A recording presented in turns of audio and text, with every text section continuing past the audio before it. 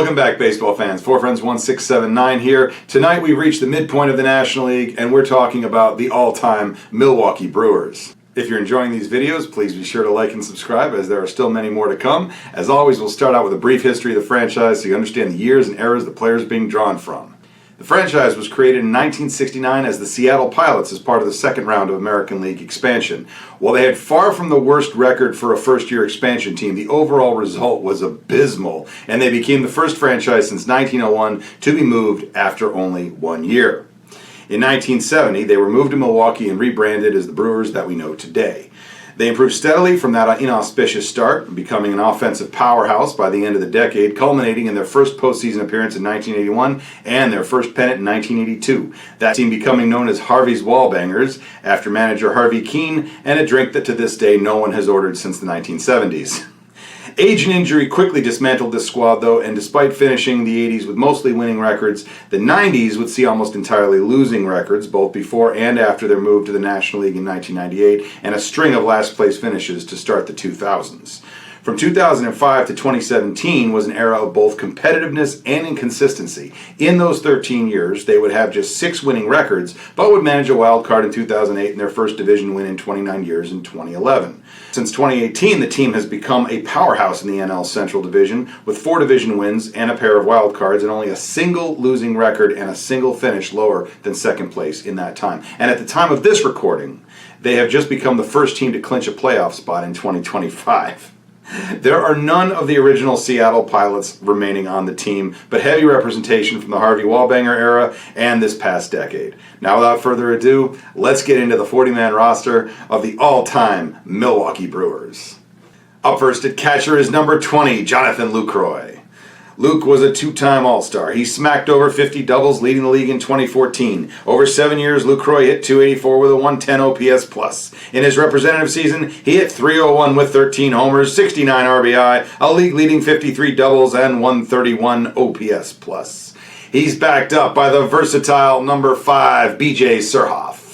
Surhoff hit .274 with a 92 OPS+ over 9 years. In his representative season, he hit .299 with 7 home runs, 68 RBI, and a 102 OPS+. And rounding out the catchers is the underrated number 15, Darrell Porter. Porter was named to the All-Star team in 1974. Over 6 years, he hit .229 with a 105 OPS+. In his representative season, he hit .232 with 18 homers, 60 RBI, and a 123 OPS+. Starting things off at first base is the first of Harvey's Wallbangers, number 15, Cecil Cooper. Coop was a 5-time All-Star, 2-time Gold Glover, and 3-time Silver Slugger. He delivered a trio of 200-hit seasons and a trio of 100 RBI seasons, leading the league twice, and twice bashing over 30 homers, and twice scoring over 100 runs. He knocked over 40 doubles in 1979, twice leading the league, and led the league in total bases in 1980. Over 11 years, Cooper hit .302 with a 123 OPS+, and in his representative season, he had the misfortune of hitting .352 the same year that George Brett hit .390 with 25 home runs, a league's best 122 RBI, 219 hits, a league-leading 335 total bases, and a 155 OPS+. He's backed up by the guy they traded him for, the soft hands of Boomer, number 5, George Scott.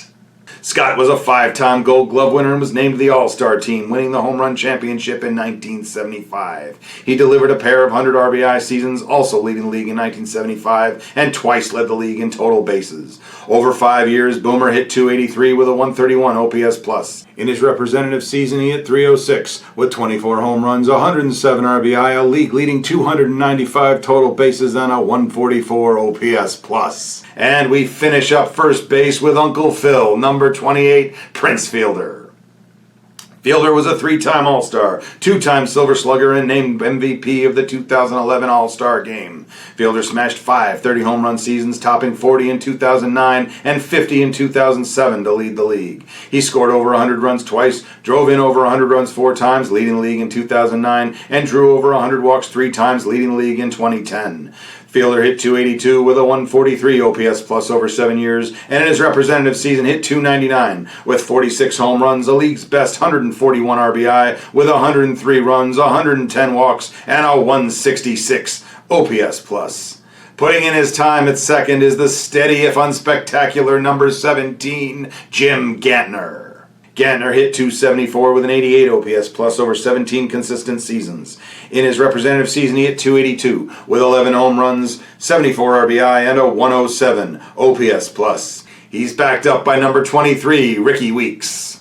Weeks was named to the All-Star team in 2011, scoring over 100 runs that year. Over 11 years, Weeks hit .249 with a 105 OPS plus. Then in his representative season, hit .269 with 29 homers, 83 RBI, 112 runs scored, and a 123 OPS plus. And rounding out first base is number 1, Fernando Vina. Vina was named to the All-Star team in 1998. He scored over 100 runs that year and reached double figures and triples in 1996. Vina hit .286 with a 90 OPS plus over 5 years, and in his representative season hit .311 with 7 home runs, 45 RBI, 101 runs scored, and a 114 OPS plus. Leading off at the hot corner from Harvey's Wallbangers is the igniter, number 4, Paul Molitor. Molitor was a 5-time All-Star and 2-time Silver Slugger. He delivered a pair of 200-hit seasons, leading the league in 1991. He scored over 100 runs 4 times, thrice leading the league. He clubbed over 40 doubles, leading the league in 1987. He reached double figures and triples twice, leading the league and achieving the quadruple double in 1991, and stole over 30 bases 8 times, 4 times topping 40. Molitor hit .303 with a 125 OPS plus over 15 seasons. He's a member of the 3,000 hit club. His number was retired in 1999, and he was inducted to the Hall of Fame in 2004. In his representative season, he achieved the longest hitting streak in the American League since Joe DiMaggio's and hit .353 with 16 home runs, 75 RBI, a league-leading 114 runs scored and 41 doubles, 45 stolen bases, and a 161 OPS plus. He's backed up by Money in the Bank, the slick fielding number 7, Don Money.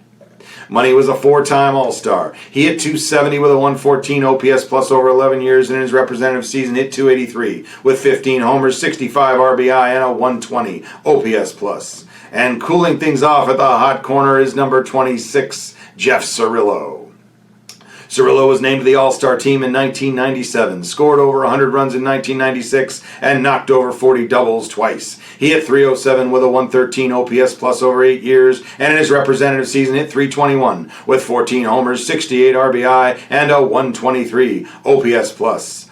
Up first at short is arguably the greatest Brewer that ever lived, the top star of Harvey's Wallbangers, number 19, Robin Yount.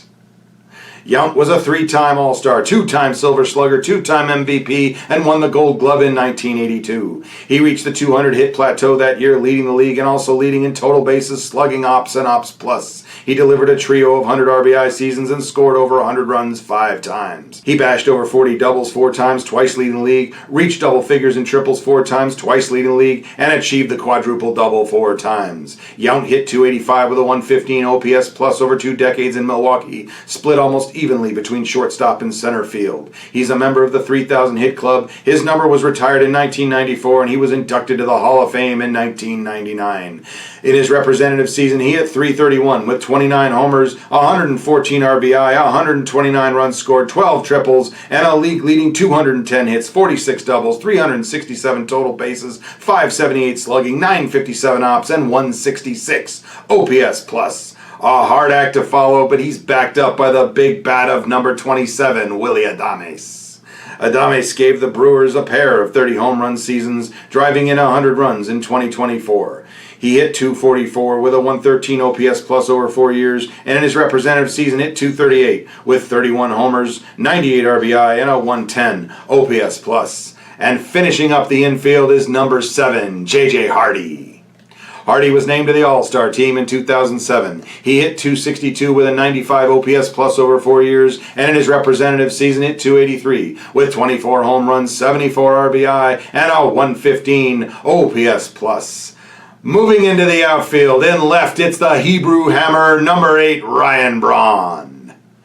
Ocho was a 6-time All-Star and 5-time Silver Slugger. He was named Rookie of the Year in 2007 and Most Valuable Player in 2011. He blasted 6 30 home run seasons, topping 40 to win the home run championship in 2012. He drove in over 100 runs 5 times and scored over 100 runs 4 times, leading the league in 2012. He reached the 200-hit plateau, leading the league in 2009, stole over 30 bases twice, achieving the 30-30 both times, led in slugging and ops twice each, and total bases in 2012. Over 14 years, Braun hit 296 with a 134 OPS plus. In his representative season, he hit 332 with 33 homers, 111 RBI, 109 runs scored, 33 stolen bases, a league-leading 597 slugging and 994 ops, and a 166 OPS plus. He's backed up by number 22, Christian Yelich. Yelly was a 3-time All-Star, 2-time Silver Slugger, 2-time batting champion, and named Most Valuable Player in 2018. He hit over 30 home runs that year and topped 40 the following. He scored over 100 runs 3 times and drove in over 100 in 2018. He stole over 30 bases in 2019, leading the league in on-base percentage that year, and slugging ops and ops plus twice each. Yelich hit 285 with a 136 OPS plus over 7 years, and in his representative season he won the batting title, hitting 326 with 36 homers, 110 RBI, 118 runs scored, a league-leading 343 total bases, 598 slugging, 1,000 ops, and 164 OPS plus.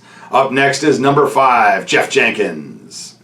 Jenkins was named to the All-Star team in 2003. He clubbed over 40 doubles twice, blasted over 30 home runs, and scored over 100 runs in 2000. Across 10 years, Jenkins hit 277 with a 116 OPS plus. In his representative season, he hit 292 with 25 homers, 86 RBI, 42 doubles, and a 131 OPS plus. And to finish up in left, it's another one of Harvey's wall bangers, number 24, Ben Oglivie.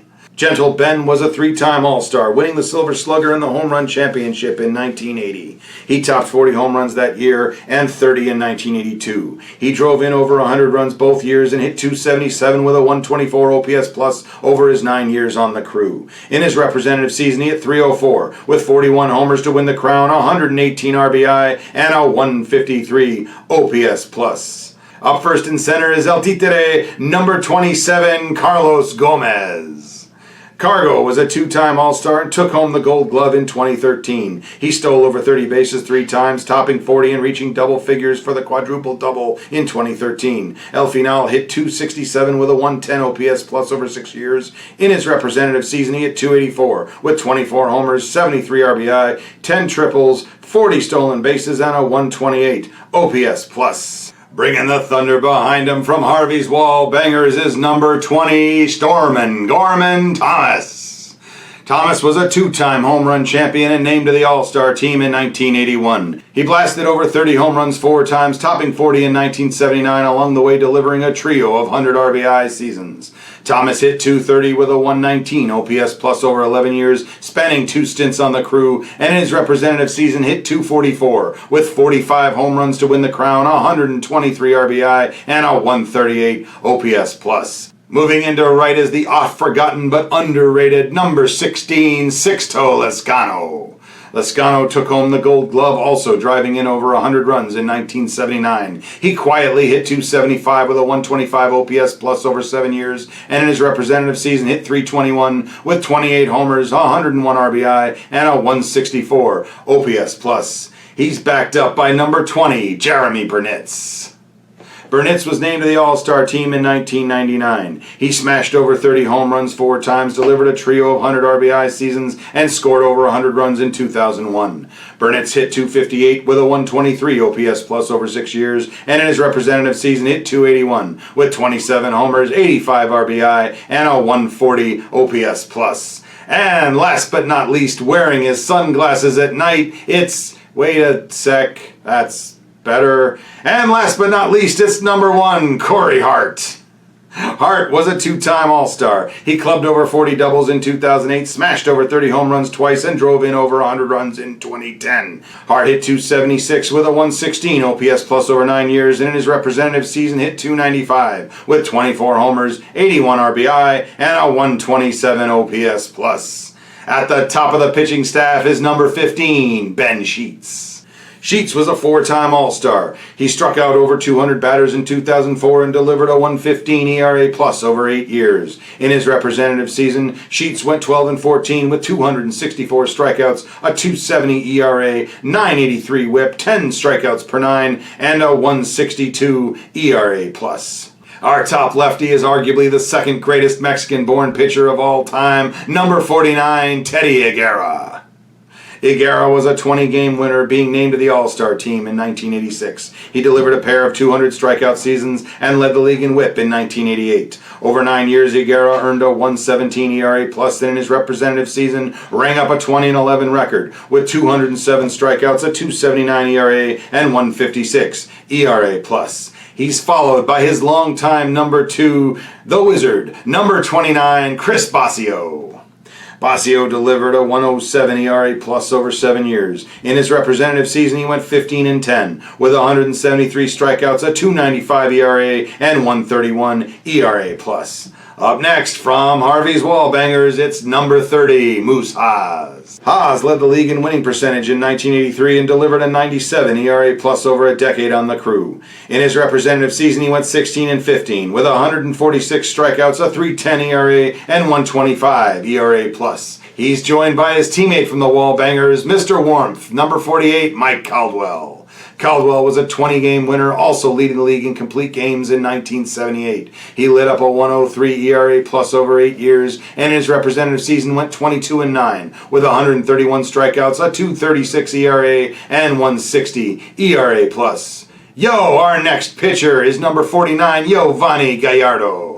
Gallardo was named to the All-Star team and took home the Silver Slugger in 2010. He struck out over 200 batters 4 times and led the league in starts in 2012. Over 8 years, Gallardo earned a 1.09 ERA plus. In his representative season, he went 14-7 with 200 strikeouts, a 3.84 ERA, and 1.05 ERA plus. Making his triumphant return to the active rotation this year, it's Big Woo, number 53, Brandon Woodruff. Woody is a 2-time All-Star. He led the league in starts in the pandemic-shortened 2020 season and struck out over 200 batters in 2021. Woodruff has put up a 1.37 ERA plus over 7 full seasons to date. In his representative season thus far, he went 9-10 with 211 strikeouts, a 2.56 ERA, and 1.61 ERA plus. Up next, laboring for mostly forgotten teams, is number 46, Bill Wigman. Wegman turned in a 1.02 ERA plus over 11 years, and in his representative season went 13-14 with 127 strikeouts, a 3.20 ERA, and 1.21 ERA plus. Moving back to modern times, it's the ace of the early 20s, number 39, Corbin Burns. Burnsy was a 3-time All-Star, winning the ERA championship and taking home the Cy Young Award in 2021. He notched a trio of 200 strikeout seasons, leading the league in 2022. He also led the league in strikeouts per 9 in 2021, starts in 2022, and WHIP in 2023. Over 6 years, Burns delivered a 1.29 ERA plus, and in his representative season went 11-5 with 234 strikeouts, a 2.43 ERA to win the crown, and a 1.70 ERA plus. Making a rare trip in the Wayback Machine for one of only 2 players remaining from the 1971 club who also managed to be a vital part of Harvey's Wallbangers, it's number 14, Jim Slayton. Slayton was named to the All-Star team in 1977 and rang up a 97 ERA plus over 12 seasons, spanning 2 stints on the team. In his representative season, he went 14-15 with 138 strikeouts, a 3.44 ERA, and 1.01 ERA plus. And finishing up the starting pitchers is number 39, Larry Sorensen. Sorensen was selected to the All-Star team in 1978 and put up a 1.07 ERA plus over 4 years. In his representative season, he went 18-12 with 78 strikeouts, a 3.21 ERA, and 1.18 ERA plus. At the top of the bullpen is number 37, Dan Plesac. Plesac was a 3-time All-Star and delivered a pair of 30-save seasons. He earned a 1.28 ERA plus over 7 years, and in his representative season went 10-7 with 14 saves, a 2.97 ERA, and 1.47 ERA plus. Next up, we're drinking the Haterade for number 71, Josh Hader.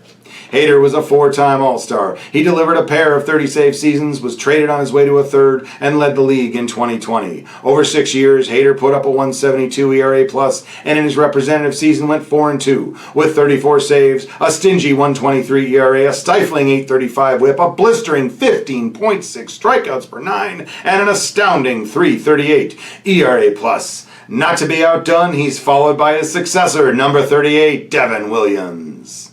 Williams was a 2-time All-Star, was named Rookie of the Year in 2020, and turned in a 30-save season in 2023. Williams delivered a 2.32 ERA+ over 6 years, and in his representative season went 6-4, with 15 saves, a minuscule 1.93 ERA, an intimidating 14.2 strikeouts per 9, and an impressive 2.09 ERA+. Going back to the age of relievers being firemen and not closers, it's the fantastically mustachioed number 34, Raleigh Fingers.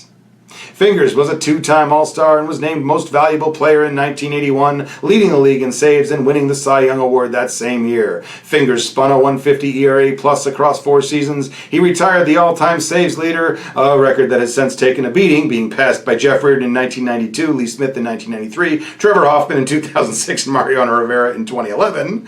His number was retired by the Brewers, and he was inducted to the Hall of Fame in 1992. In his representative season, he went 6-3, with a league-leading 28 saves, an astounding 1.04 ERA, 8.72 whip, and a mind-boggling 3.33 ERA+.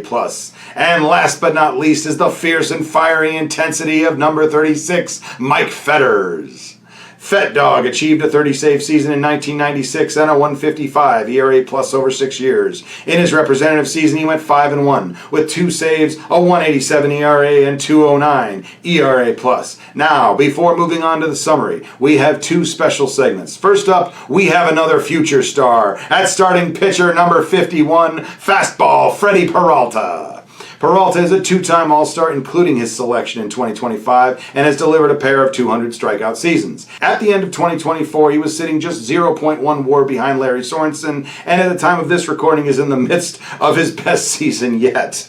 So far, leading the league in wins, we'll see if that holds, and racking up 4.4 WAR so far, averaging Baseball-Reference and Fangraphs. So, once the 2025 season is official, and I've got a 2026 baseball card to use in the update video, he is not only going to be on the team, but will likely pass at least one, if not half a dozen more pitchers in the rankings.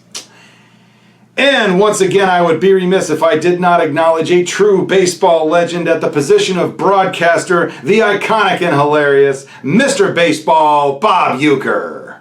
2 balls, 2 strikes, 1 out. The stretch. Jackson leads the pitch, is hit over Cooper's head to right, a base hit.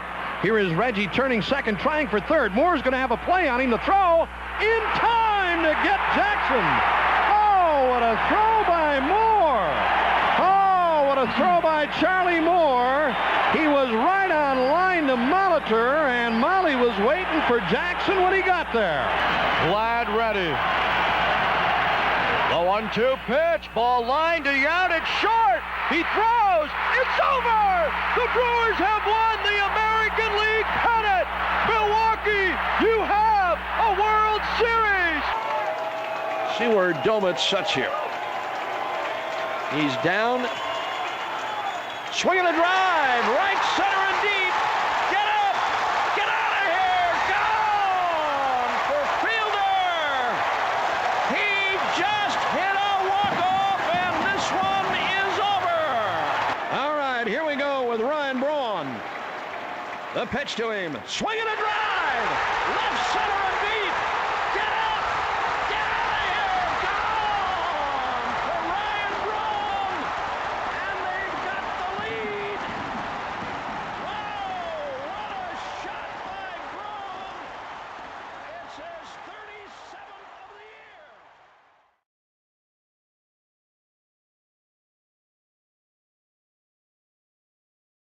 And that's the roster. Be sure to hit me up in the comments with anyone you think got missed. For my part, honorable mentions would include Dave Nilsson, Charlie Moore, and Hall of Famer Ted Simmons at catcher, Richie Sexson at first base, Sal Bando and Tommy Harper at third, Jose Valentin at short, Greg Vaughn and John Briggs in left, Lorenzo Cain and Mike Cameron in center, Rob Deere in right, Jim Colborn and Cal Eldred at starting pitcher, and Ken Sanders in the bullpen.